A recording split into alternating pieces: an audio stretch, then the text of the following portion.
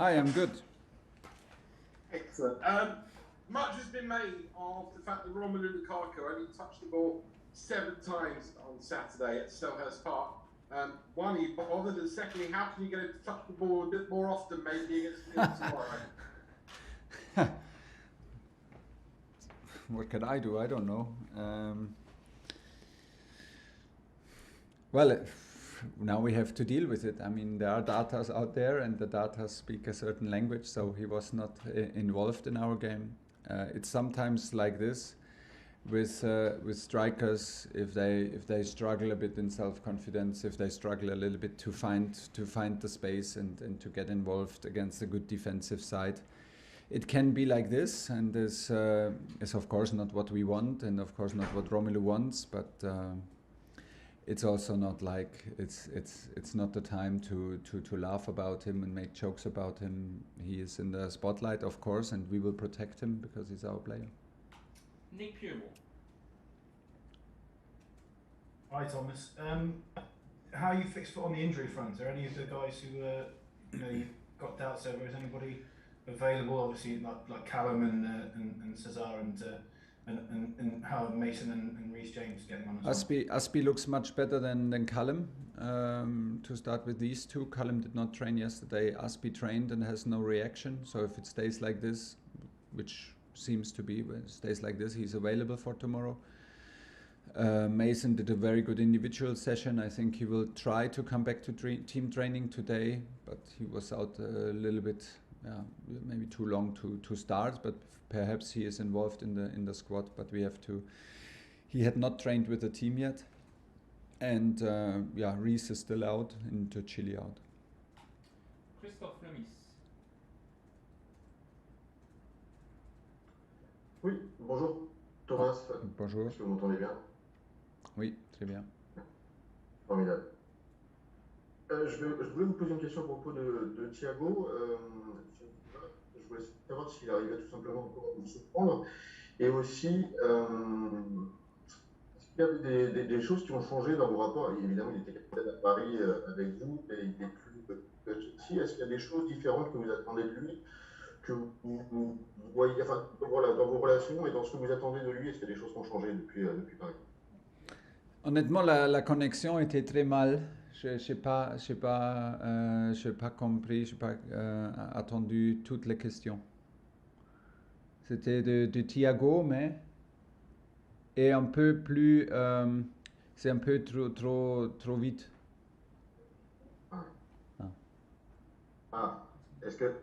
Est-ce que vous pouvez penser la question encore? Oui, bien sûr. Je me demandais tout d'abord si Thiago arrive encore à vous surprendre. Et deuxièmement, est-ce qu'il y a des choses qui ont changé dans ce que vous lui demandez, dans ce que vous attendez de lui entre le PSG, où il était votre capitaine, et aujourd'hui? Mais bien sûr, les circonstances sont différentes parce que c'est un nouveau club et il y a des règles, il y a une atmosphère différente, c'est normal parce que tous les clubs ont une atmosphère spéciale et c'était une atmosphère spéciale à Paris et maintenant c'est le même à Chelsea et le club de Chelsea, ils ont une mentalité aussi une mentalité de gagner, une mentalité d'être fort et de jouer comme une équipe forte avec des joueurs avec grande expérience.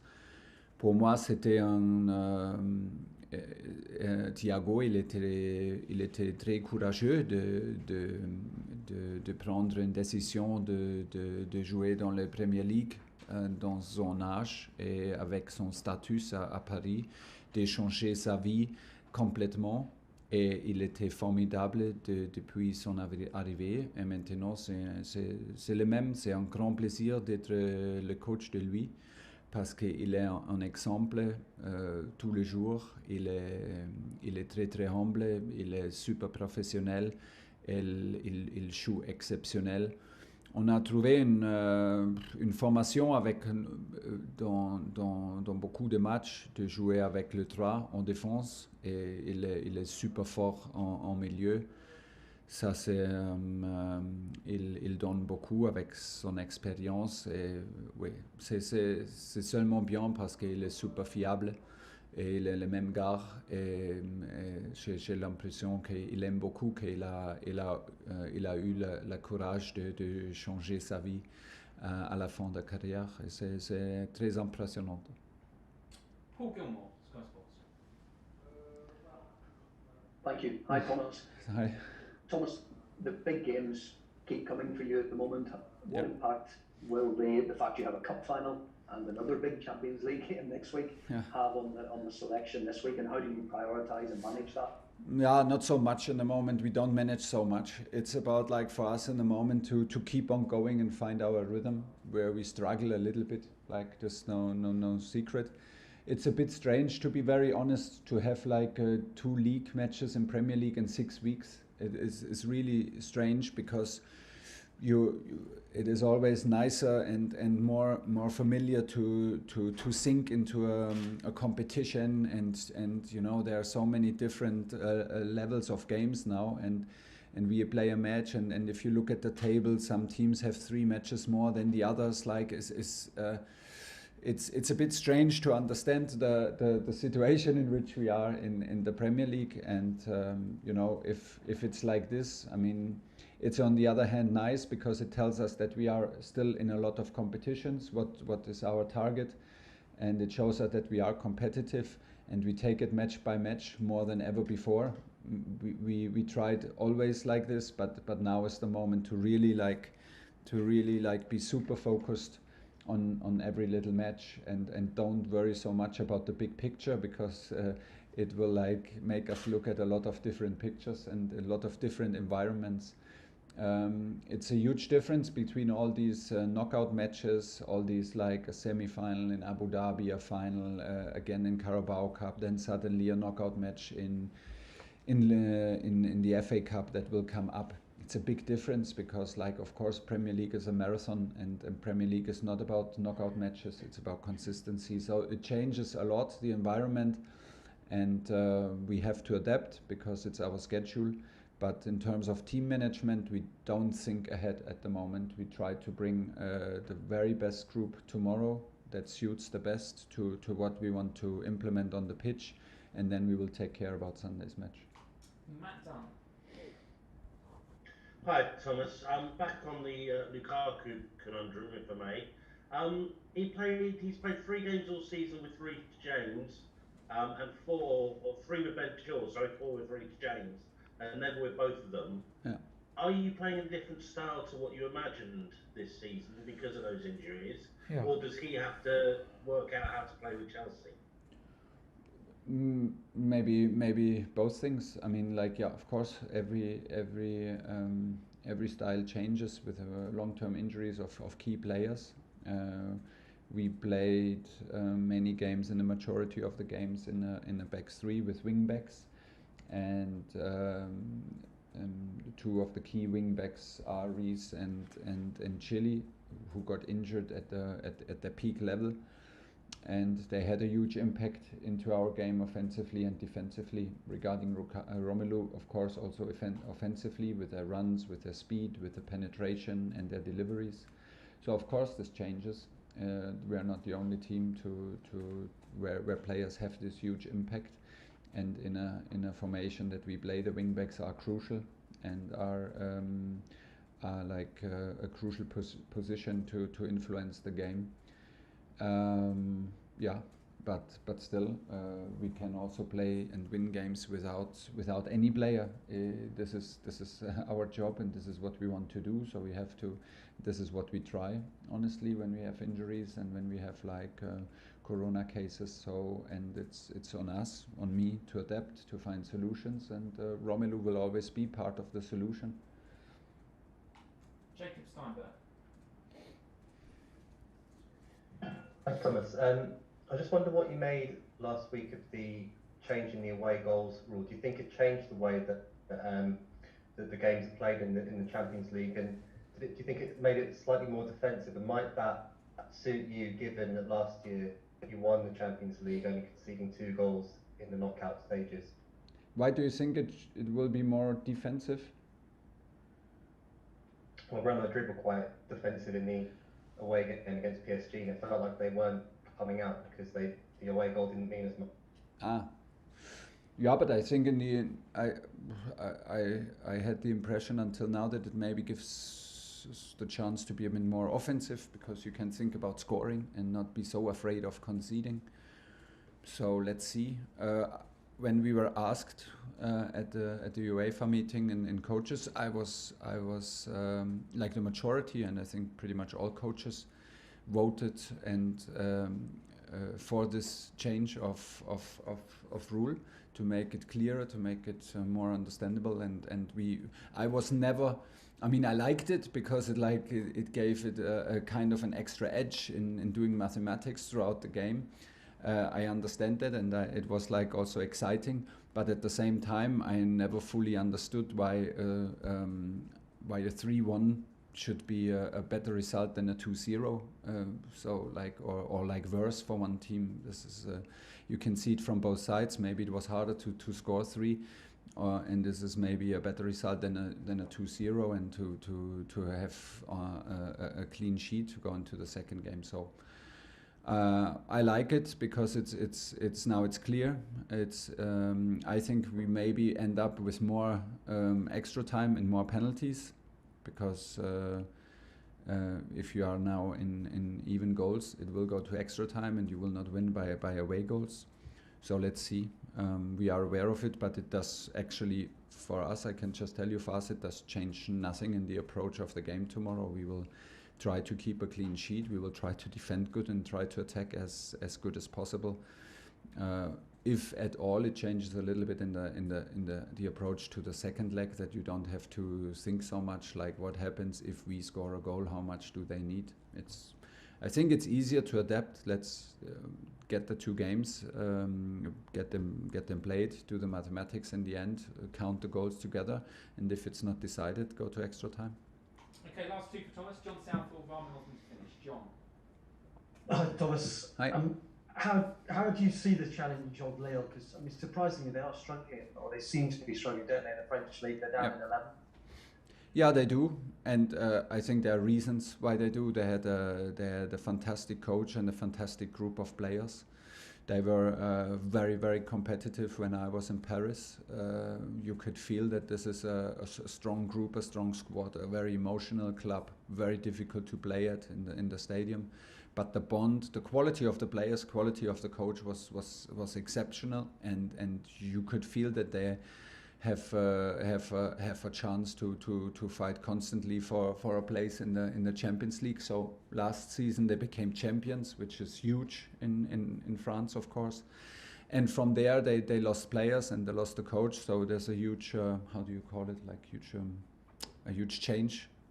And like if the change is so big, there's a possibility that it takes some time until things settle in. Now they lost another key player in winter with Ikoné in their attacking formation, but still, you know, we all know like how physical the French football is. We know how physical the offensive players are in French football. Very fast, very, very brave in one-on-one challenges, always a threat on counterattacks, very disciplined against the ball, and they have the chance that they have the chance to play this game as underdogs, and in a mentality where they have nothing to lose, and they will take it from there. So it's like always, we respect the game, we respect this opponent, we will prepare our team like we always do. And then hopefully find ourselves the best performance, which we usually do normally, and we usually do in knockout matches and cup matches, and play a competitive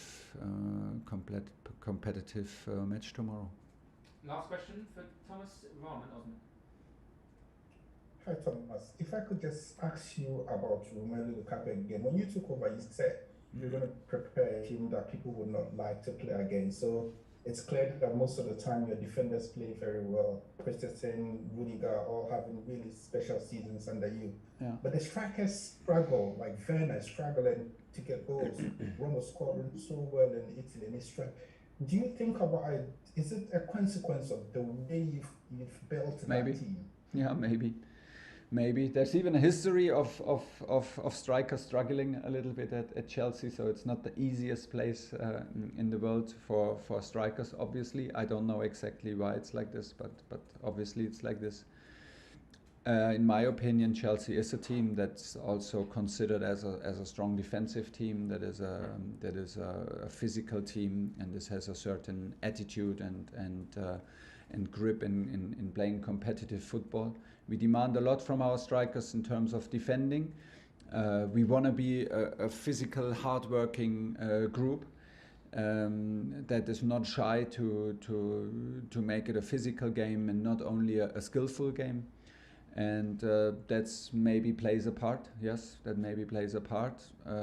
We have many games where we throughout like our year together, where we created many chances, many deliveries, and struggled a bit in the conversion.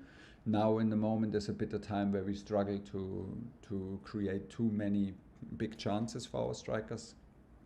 I think this is maybe also a normal period in a long season. So we are on the subject and we are well aware, and like always in football, it's most of the time not a one reason to solve a problem. It's a very complex sport, and we try to keep on playing with faith in what we do and with belief in the team effort, and from there we go. Okay, thanks everyone. Stay on the line please for the player who will be appearing shortly.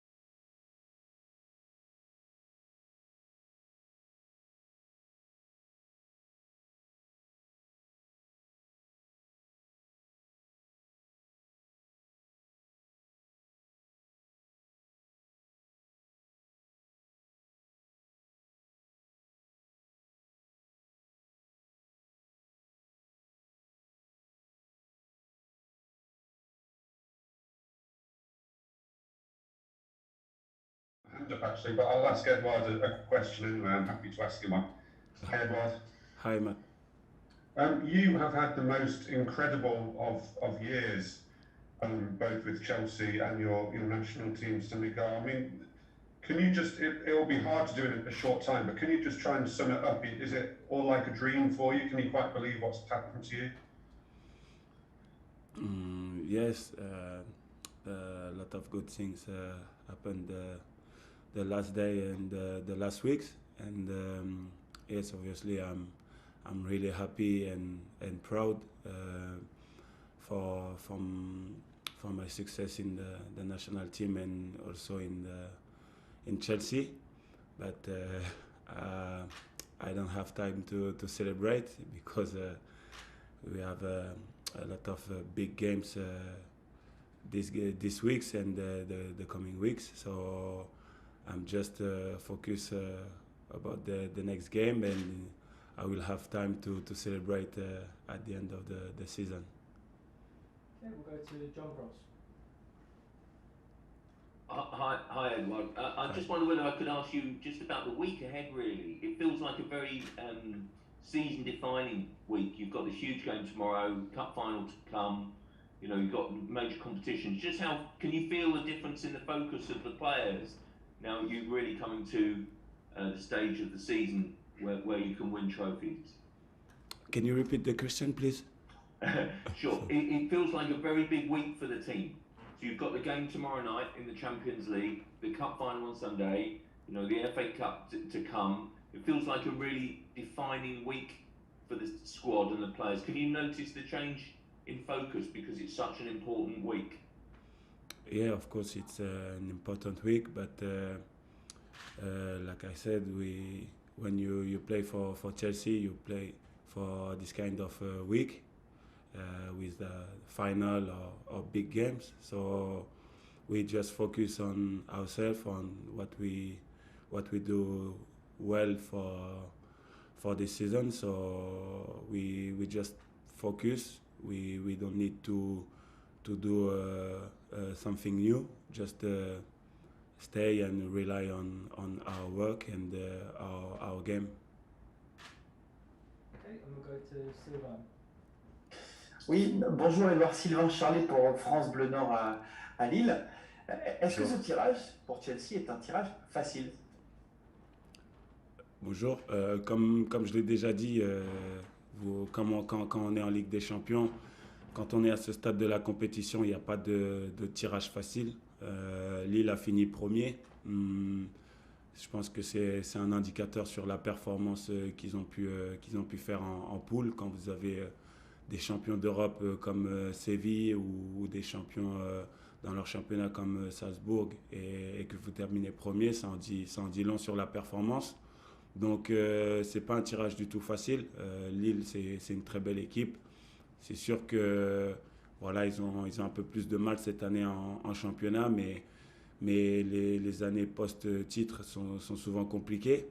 Mais on voit qu'ils jouent crânement leur chance en Ligue des Champions et ils vont tout faire pour venir s'imposer ou faire un résultat ici. Donc à nous d'être vigilants et de jouer notre meilleur football. We'll go to Sammy Mockbell.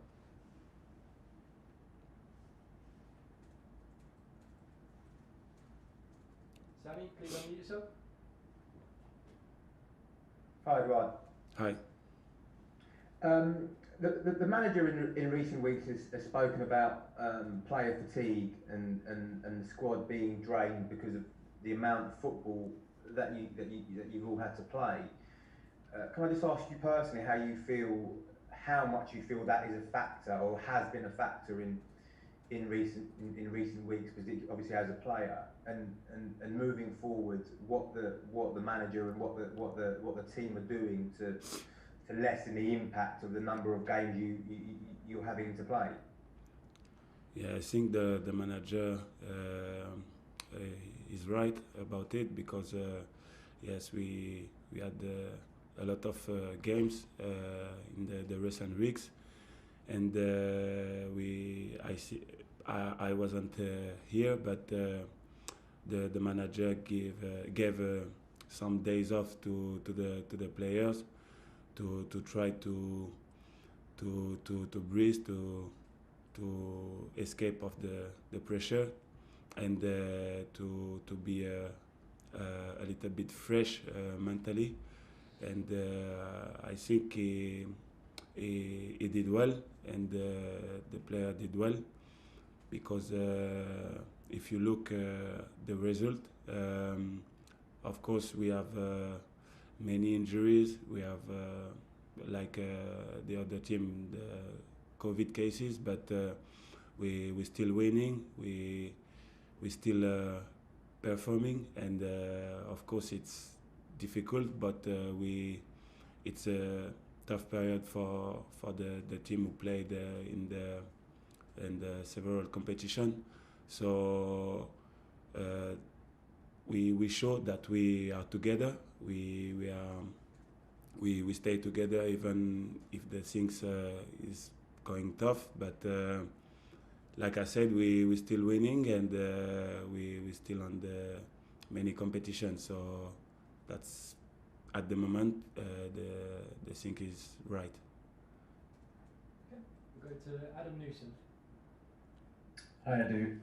I wanted to ask about your relationship with Kepa, because while you were away winning the Africa Cup of Nations, he stepped into the team and did very well. There's a feeling now that he's a genuine sort of competition for that #1 shirt. So I just wanted to get, how does it work between you two, and were you in contact with him whilst you were away in Africa because of his performances? My relation with Kepa is good since I came here. We have a good relationship on and outside the pitch, and yes, he did really well when I was in the AFCON, but it didn't surprise me because I saw him every day at the training ground. So I was super happy for him because he deserved it. And yes, like when you play for Chelsea, you have competition in every position, so you have to give your best, and you play on your highest level to be on the team the weekend. Okay, we'll go to Tom Roddy. Hi, Edu.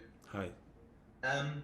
There's been a lot of talk about whether Chelsea are more suited to cup competitions at the moment more than the league. Is that something that you would agree with, and can you explain why that might be? No, I'm not agree with that. I think yes, like I said, we had many injuries, COVID cases, and sometimes like you know, we have played some games and with maybe 7 or 8 COVID cases, and the other teams did not play with just 2 or 3 COVID cases, so it affects our teams, it affects our result. So it's not an excuse, it's just a fact. And yes, also we had many injuries, so we were really good in the league and in the cup. But yes, that's true. In December, our result in the Premier League were not good enough, but we still playing good, but did not win a lot of games. But I think